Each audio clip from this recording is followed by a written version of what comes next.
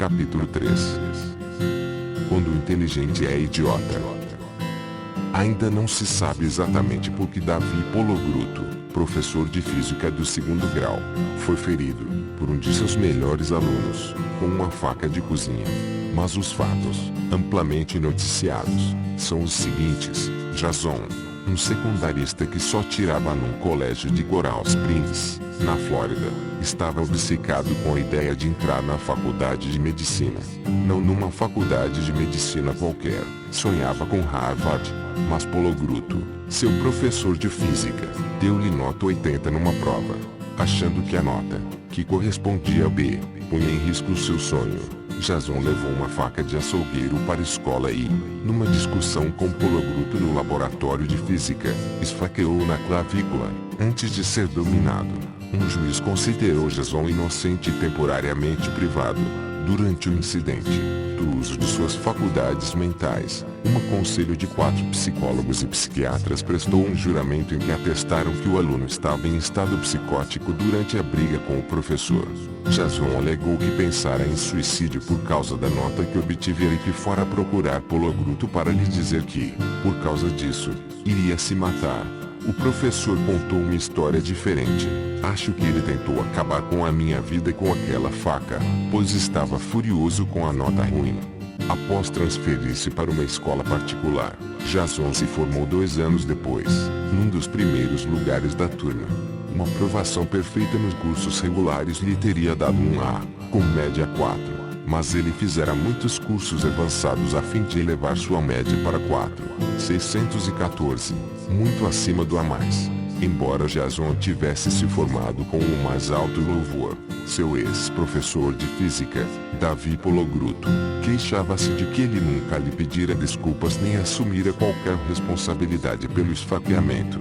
O que cabe indagar a respeito desse acontecimento é como alguém de inteligência tão evidente pode ter agido de forma irracional, tão estúpida.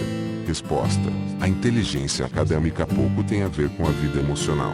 As pessoas mais brilhantes podem se afogar nos recifes de paixões e dos impulsos desenfreados. Pessoas com alto nível de QI podem ser pilotos incompetentes de sua vida particular. Um dos segredos de polichinelo da psicologia é relativo à incapacidade de notas, graus de QI ou contagens do SAT, apesar da mística popular, constituírem-se em instrumentos de previsão exata para uma vida bem-sucedida.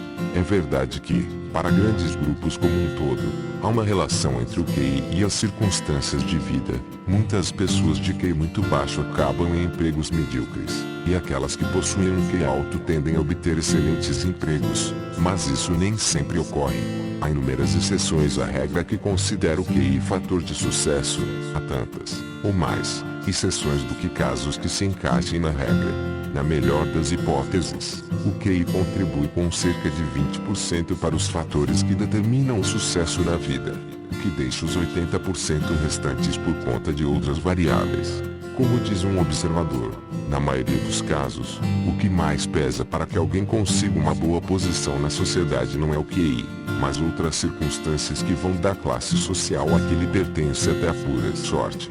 Mesmo Richard Bernstein e Charles Murray, autores de Tibeu Curve, A Curva do Sino, livro que atribui ao QI uma importância fundamental, reconhecem isso, quando observam, talvez um calouro que obteve uma contagem SAT total de 500 pontos em matemática não devesse ter tomado uma decisão quando optou por ser um matemático. Isso que ele de fato quisesse fosse montar seu próprio negócio, ser senador, ganhar milhões, ele não devia ter aberto mão de seus sonhos. A ligação que existe entre essas aferições e aquelas realizações é reduzida pela totalidade de outras características que ele traz para a vida. Minha preocupação é com o conjunto fundamental dessas outras características, a inteligência emocional, por exemplo, a capacidade de criar motivações para si próprio e de persistir no objetivo apesar dos percalços, de controlar impulsos e saber aguardar pela satisfação de seus desejos, de se manter em bom estado de espírito e de impedir que a ansiedade interfira na capacidade de raciocinar, de ser empático e autoconfiante. Ao contrário do QI, com seus quase 100 anos de história de pesquisa junto a centenas de milhares de pessoas, a inteligência emocional é um conceito novo.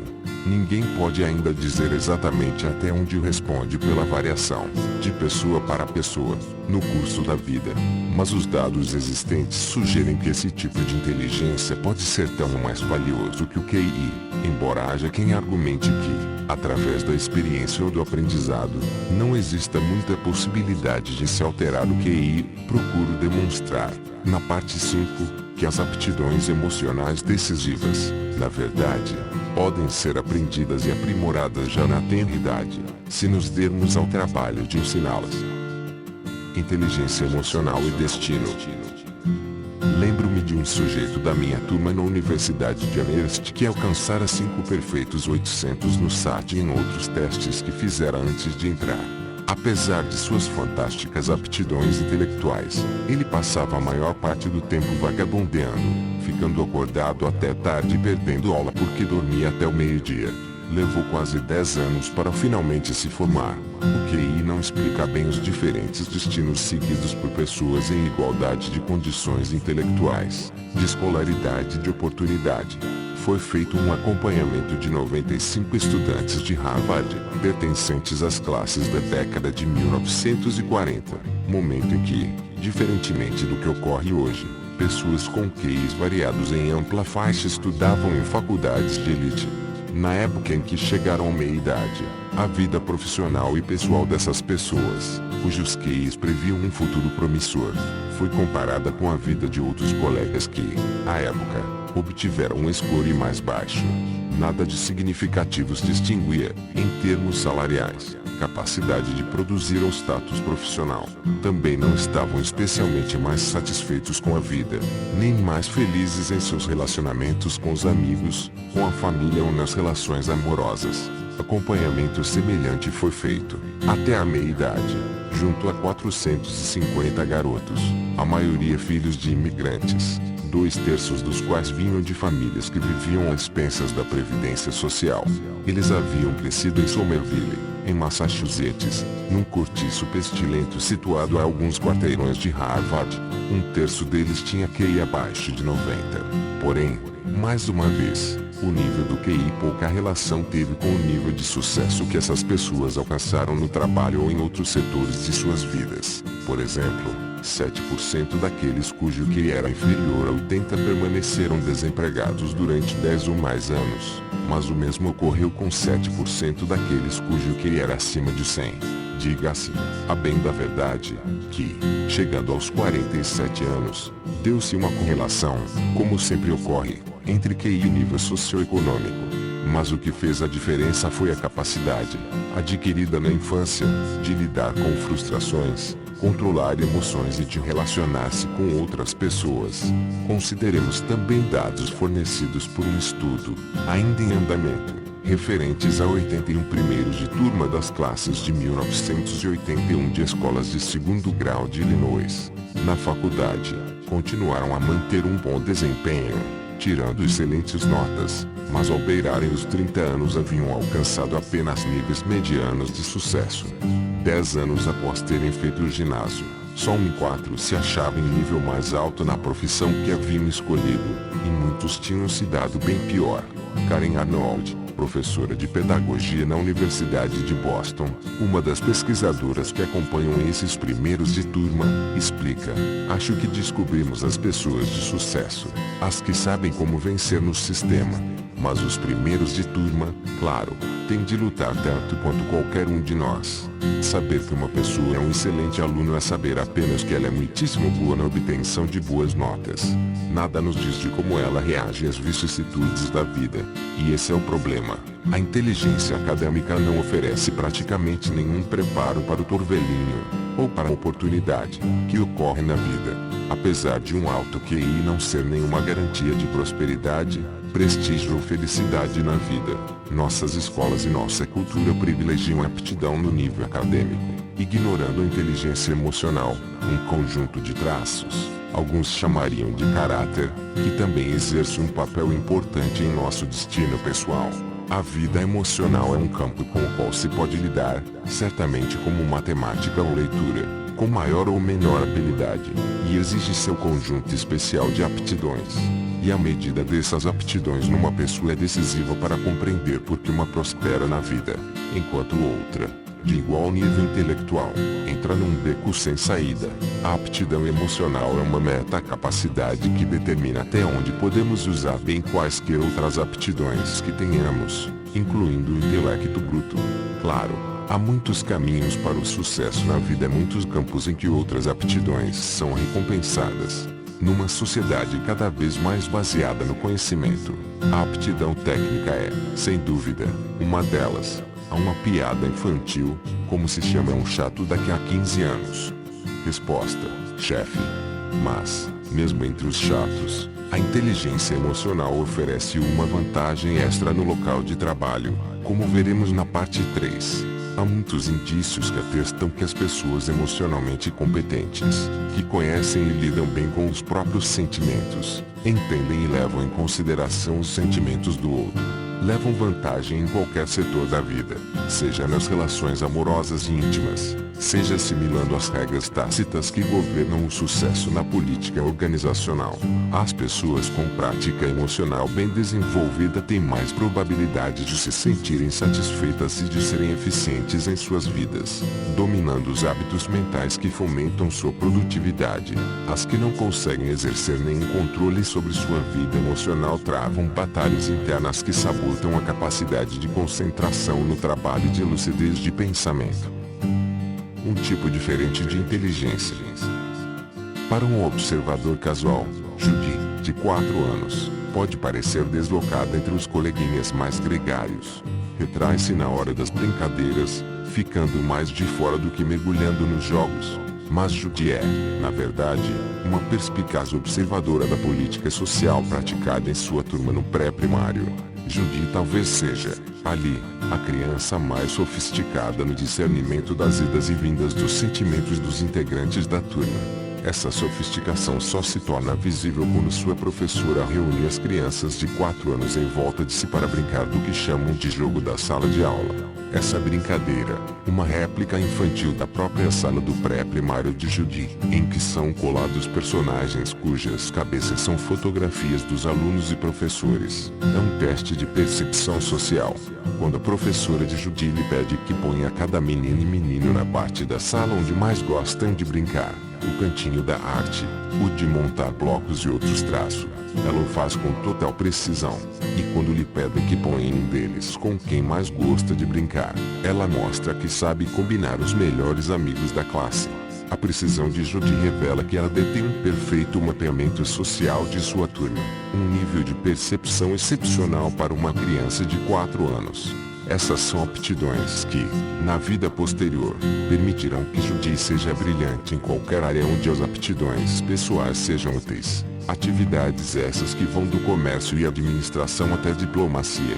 O brilho social de Judy foi identificado, ainda tão cedo, porque ela é aluna da pré-escola Elliott Pearson, no campus da Universidade Tufts, onde o projeto Spectrum, uma currículo que intencionalmente cultiva vários tipos de inteligência, era então desenvolvido. O projeto Spectrum parte do princípio de que o repertório humano de aptidões vai muito além de estreita faixa de aptidões com palavras e números enfocados por escolas tradicionais. Reconhece que aptidões como a percepção social de Judy são talentos que um sistema educativo deve alimentar e não ignorar ou mesmo frustrar, encorajando as crianças a desenvolverem uma série completa de aptidões aqui, na verdade, recorrerão para o sucesso, ou usarão apenas para se realizar no que fazem. A escola passa a conferir educação em aptidões para a vida. O orientador visionário que está por trás do projeto Spectrum é o Ard Gardner, psicólogo da Escola de Educação de Harvard. Chegou a hora, disse, de ampliar nossa noção sobre o espectro de talentos. A maior contribuição que a educação pode dar ao desenvolvimento de uma criança é ajudá-la a escolher uma profissão onde possa melhor utilizar os seus talentos, onde ela será feliz e competente. Perdemos isso inteiramente de vista. Em vez disso, sujeitamos todos a uma educação em que, se você for bem-sucedido, estará mais bem capacitado para ser professor universitário. E avaliamos todos, ao longo do percurso, conforme satisfaçam ou não esse estreito padrão de sucesso. Devíamos gastar menos tempo avaliando as crianças e mais tempo ajudando-as a identificar suas aptidões e dons naturais, e a cultivá-los. Há centenas e centenas de maneiras de ser bem-sucedido e muitas aptidões diferentes que as ajudarão a chegar lá.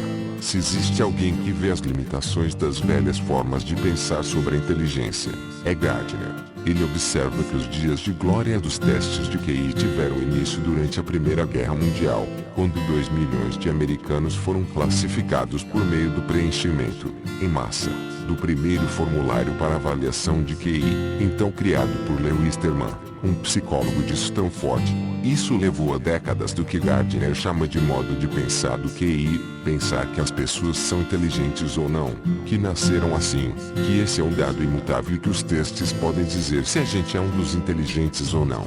O teste SAT para admissão em universidades repete a forma de pensar segundo a qual uma única aptidão é determinante para o nosso futuro. Esse modo de pensar está impregnado na sociedade. O influente livro de Gardner, From Maze of Mind, Estados de Espírito, de 1983, foi um manifesto de contestação à visão do QI. Ali, o que o autor coloca é que não há um tipo específico, monolítico, de inteligência decisiva para o sucesso na vida, mas sim um amplo espectro de inteligências, com 7 variedades principais. Em sua lista entram os 2 tipos padrão de inteligência acadêmica, a fluência verbal e o raciocínio lógico-matemático, mas ele vai mais além para incluir a aptidão espacial que se vê, digamos, num destacado pintor ou arquiteto, o gênio sinestésico exibido na fluidez e graça físicas de uma Martha Graham ou de um Magic Johnson, e os dons musicais de um Mozart ou de um Inuyama. Arrematando a lista, há 2 faces do que Gardner chama de inteligências pessoais, aptidões interpessoais, como as de um grande terapeuta como Carl Rogers ou de um líder de nível mundial como Martin Luther King, Jr., e aptidão intrapsíquica, que pode surgir, de um lado, nas brilhantes sacações de Sigmund Freud, ou, com menos alarde, na satisfação interior que vem de estarmos sintonizados com a vida e com nossos verdadeiros sentimentos. A característica dessa visão de inteligências é sua multiplicidade. O modelo de Gardner vai muito além do conceito padrão de QI como fator único e imutável. Reconhece que os testes que nos tiranizaram quando passamos pela escola, desde a realização de testes de aproveitamento que diziam quem entre nós seria encaminhado para as escolas técnicas e quem iria para a universidade, aos SATs, que determinavam qual faculdade, se fosse o caso, poderíamos frequentar, se baseiam numa noção limitada de inteligência, uma noção sem ligação com a verdadeira gama de talentos e aptidões que são importantes para a vida. Acima e além do que Gardner reconhece que 7 é um número arbitrário para a variedade de inteligências. Não há nenhum número mágico para a multiplicidade de talentos humanos. A determinada altura, ele e seus colegas haviam aumentado esse número para 20 aptidões diferentes.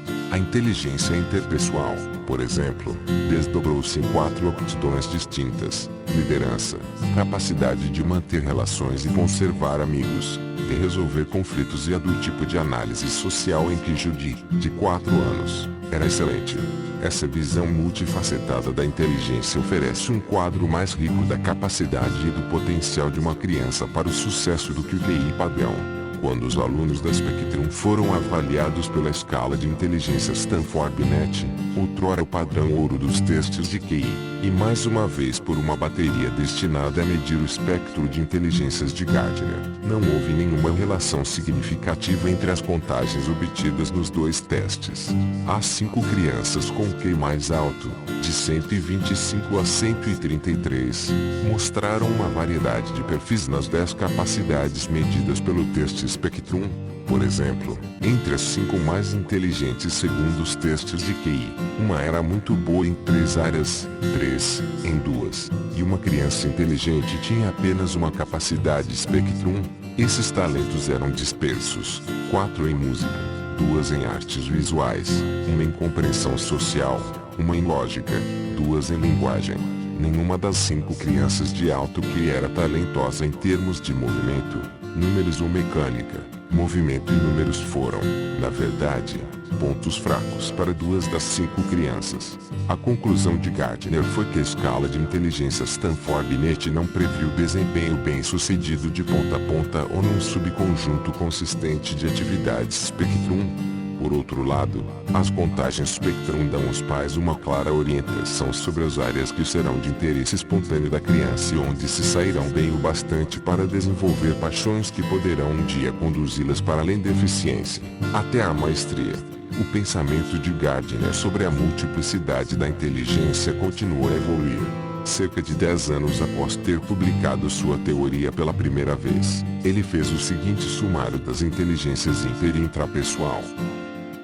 Inteligência interpessoal é a capacidade de compreender outras pessoas, o que as motiva, como trabalham, como trabalhar cooperativamente com elas. As pessoas que trabalham em vendas, políticos, professores, clínicos e líderes religiosos bem-sucedidos provavelmente são todos indivíduos com alto grau de inteligência interpessoal. A inteligência intrapessoal é uma aptidão correlata, voltada para dentro. É uma capacidade de formar um modelo preciso, verídico, de si mesmo e poder usá-lo para agir eficazmente na vida.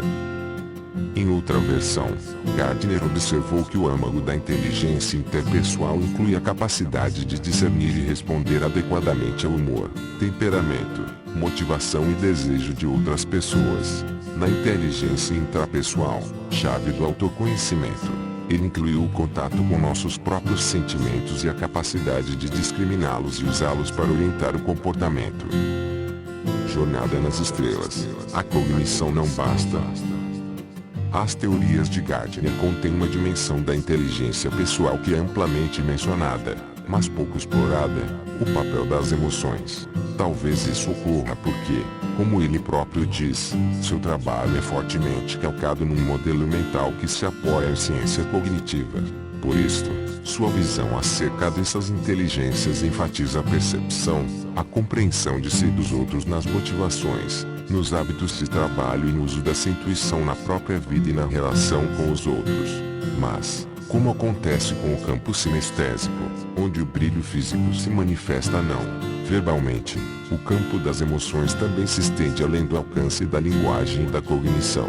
Embora haja amplo espaço em suas descrições das inteligências pessoais para que compreendamos o jogo das emoções e o domínio de seu controle, Gardner e os do que com ele trabalham não investigaram detalhadamente o papel do sentimento nessas inteligências, concentrando-se mais na cognição sobre o sentimento.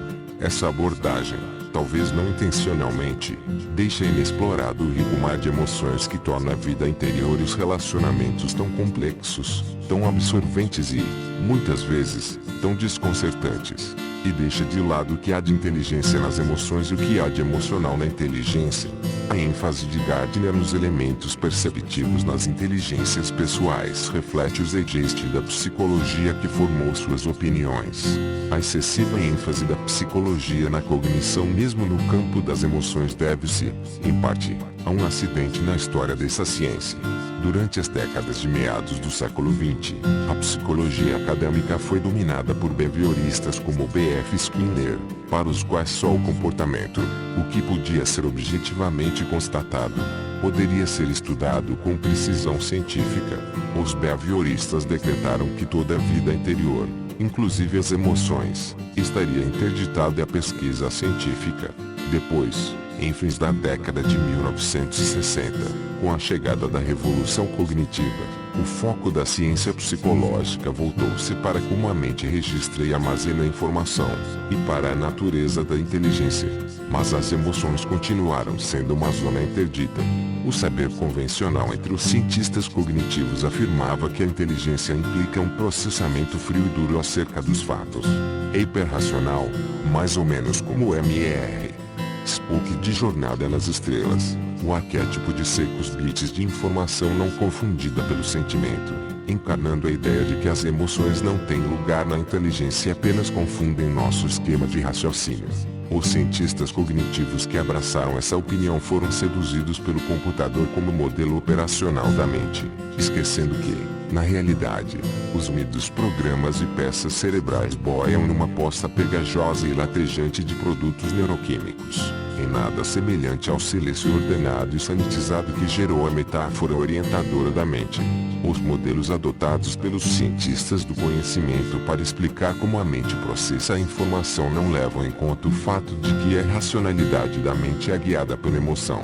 O modelo cognitivo é, nesse aspecto, uma visão empobrecida da mente, uma visão que não explica os turmundrang de sentimentos que dão sabor ao intelecto. Para persistir nessa opinião, os próprios cientistas dedicados à área cognitiva tiveram de ignorar a importância, para seus modelos da mente, de suas próprias esperanças e medos pessoais, suas disputas conjugais e ciúmes profissionais, a inundação de sentimento que dá vida a seu sabor e suas urgências e que, a cada momento, distorce exatamente a maneira como, e até onde bem ou mal, se processa a informação. A distorcida visão científica de uma vida mental emocionalmente vazia, que orientou os últimos 80 anos de pesquisa sobre a inteligência, está mudando aos poucos, à medida que a psicologia começa a reconhecer o papel essencial do sentimento no pensamento. Mais ou menos como a Spockiana personagem da Jornada nas Estrelas. A geração seguinte, a psicologia começa a apreciar a força e as virtudes das emoções na vida mental, assim como seus perigos. Afinal, como Vedanta, para sua própria consternação, se lhe fosse possível experimentar este sentimento, sua lógica não conduz à solução humana certa. Nossa humanidade é mais evidente em nossos sentimentos. Data procura sentir, sabendo que alguma coisa essencial está faltando. Ele quer amizade, lealdade. Como o homem de lata de um mágico de Oz, falta-lhe um coração. Na falta do senso lírico que traz o sentimento, Data pode tocar música ou escrever poesia com virtuosismo técnico, mas sem paixão. O que demonstra o anseio de Data por sentir anseio é que faltam inteiramente a fria visão cognitiva aos valores mais elevados do coração humano: fé, esperança, devoção, amor. As emoções enriquecem, um modelo mental que as ignora se empobrece. Quando perguntei a Gardner por que ele dá mais ênfase aos pensamentos sobre os sentimentos, ou metacognição, do que às emoções em si, ele admitiu que tendia a ver a inteligência de uma maneira cognitiva, mas disse: quando escrevi pela primeira vez sobre inteligências pessoais, eu estava falando de emoção, sobretudo em minha ideia de inteligência intrapessoal. Um dos componentes é a sintonia emocional consigo mesmo. Os sinais de sentimento visceral que recebemos é que são essenciais para a inteligência interpessoal, mas, em seu desenvolvimento prático, a teoria da inteligência múltipla evoluiu e se concentrou mais na metacognição, ou seja, na consciência que se tem do próprio processo mental, do que em toda a gama de aptidões emocionais. Ainda assim, Gardner reconhece como essas habilidades emocionais e relacionais são cruciais no corpo a corpo da vida. Ele ressalta: muitas pessoas com 160 de QI trabalham para outras com 100 de QI, caso as primeiras tenham baixa inteligência intrapessoal e as últimas, alta. E, no dia a dia, nenhuma inteligência é mais importante do que a intrapessoal. Se não a temos, faremos escolhas errôneas sobre quem desposar, que emprego arranjar e assim por diante. Precisamos treinar as crianças em inteligências intrapessoais na escola. Existe vida inteligente nas emoções? Para que tenhamos uma compreensão mais ampla sobre exatamente como poderia ser esse exercício de raciocínio, temos que recorrer a outros teóricos que seguem o pensamento de Gardner, entre os quais se destaca um psicólogo de Yale, Peter Salovey, que estabeleceu, em detalhes, as formas como podemos levar inteligência às nossas emoções. Esse trabalho não é novo. Ao longo dos anos, mesmo os mais ardentes teóricos do QI tentaram, às vezes, introduzir as emoções no domínio da inteligência, em vez de ver emoção e inteligência como uma inerente contradição terminológica. Assim, Yale Thorndike, um destacado psicólogo que também foi influente na popularização da ideia do QI nas décadas de 1920 e 30, sugeriu em artigo na Harper's Magazine que um dos aspectos da inteligência emocional, a inteligência social, aquela capacidade de entender os outros e agir com sabedoria nas relações humanas era um aspecto do QI de uma pessoa. Outros psicólogos da época adotaram uma visão mais cínica da inteligência social, encarando em termos de capacidade de manipular outras pessoas, levá-las a fazer o que queremos, em detrimento de suas próprias vontades. Mas nenhuma dessas formulações de inteligência social exerceu muita influência sobre os teóricos do QI. Em 1960, um importante livro didático sobre testes de inteligência considerou a inteligência social um conceito inútil.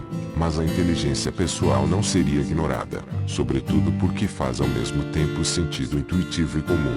Por exemplo, quando Robert Sternberg, outro psicólogo de Yale, pediu a determinadas pessoas que descrevessem uma pessoa inteligente, as aptidões práticas estavam entre os principais aspectos que foram relacionados. Pesquisas mais sistemáticas realizadas por Sternberg fizeram retornar à conclusão de Thorndike, que a inteligência social é, ao mesmo tempo, diferente das aptidões acadêmicas e parte-chave do que faz as pessoas se saírem bem nos aspectos práticos da vida.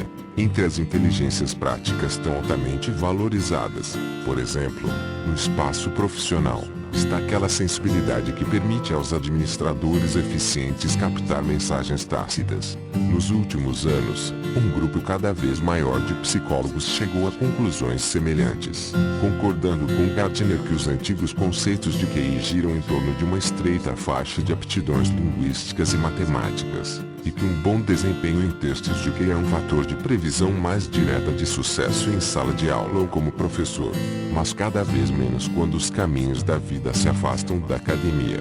Esses psicólogos, entre eles Sternberg e Salovey, adotaram uma visão mais ampla de inteligência, tentando reinventá-la em termos do que é necessário para viver bem a vida. E essa linha de investigação retorna ao reconhecimento de como, exatamente, é crucial a inteligência pessoal ou emocional. Salovey, com seu colega John Mayer, propôs uma definição elaborada de inteligência emocional, expandindo essas aptidões em 5 domínios principais. 1. Conhecer as próprias emoções. Autoconsciência. Reconhecer um sentimento quando ele ocorre. É a pedra de toque da inteligência emocional. Como veremos no capítulo 4, a capacidade de controlar sentimentos a cada momento é fundamental para o discernimento emocional e para a autocompreensão. A incapacidade de observar nossos verdadeiros sentimentos nos deixa à mercê deles. As pessoas mais seguras acerca de seus próprios sentimentos são melhores pilotos de suas vidas, tendo uma consciência maior de como se sentem em relação a decisões pessoais, desde com quem se casar a que emprego aceitar. 2. Lidar com emoções.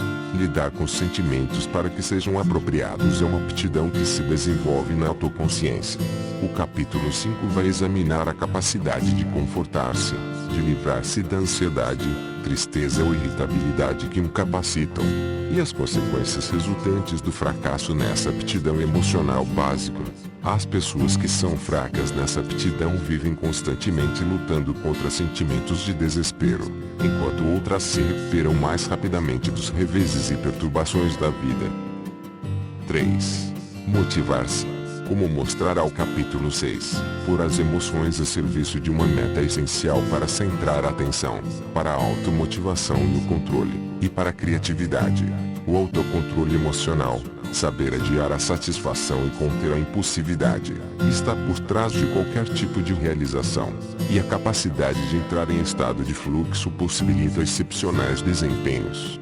As pessoas que têm essa capacidade tendem a ser mais produtivas e eficazes em qualquer atividade que exerçam.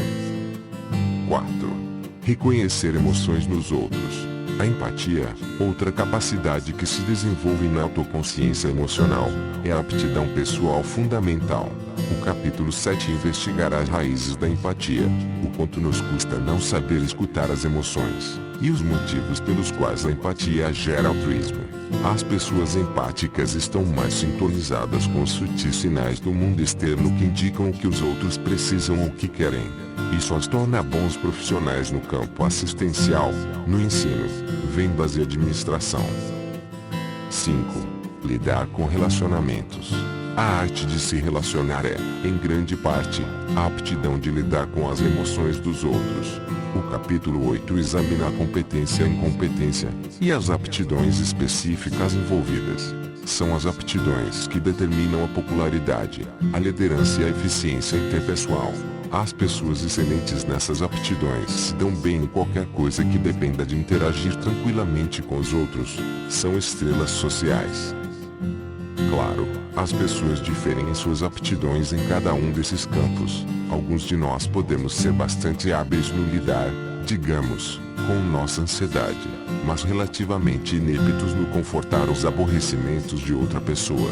O que já sob nosso nível de aptidão é sem dúvida de ordem neural, mas, como veremos, o cérebro é admiravelmente flexível, em constante aprendizagem. As nossas falhas em aptidões emocionais podem ser remediadas. Em grande parte, cada um desses campos representa um conjunto de hábitos e respostas que, com o devido esforço, pode ser aprimorado. QI e inteligência emocional, tipos puros. O QI e a inteligência emocional não são capacidades que se opõem, mas distintas. Todos nós misturamos acuidade intelectual e emocional. As pessoas de alto QI e baixa inteligência emocional, ou baixo QI e alta inteligência emocional, são, apesar dos estereótipos, relativamente raras. Na verdade, há uma ligeira correlação entre o QI e alguns aspectos da inteligência emocional, embora bastante pequena para que fique claro que se trata de duas entidades bastante independentes. Ao contrário dos famosos testes de QI, não há ainda nenhum formulário a ser preenchido que ateste uma contagem de inteligência emocional, e talvez nunca venha a existir. Embora seja ampla a pesquisa sobre cada um de seus componentes, alguns deles, como a empatia, são mais bem testados pela amostragem da aptidão de fato de uma pessoa numa determinada tarefa. Por exemplo, mandá-la interpretar os sentimentos de uma pessoa num vídeo onde são exibidas expressões faciais.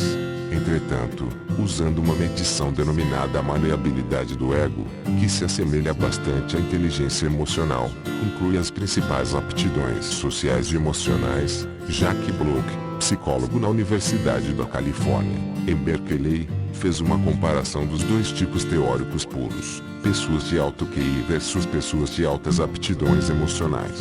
As diferenças são reveladoras. O tipo de alto QI puro, isto é, onde não é considerada a inteligência emocional, é quase uma caricatura do intelectual, capaz do domínio da mente mas inepto no mundo pessoal. Os perfis diferem ligeiramente em homens e mulheres.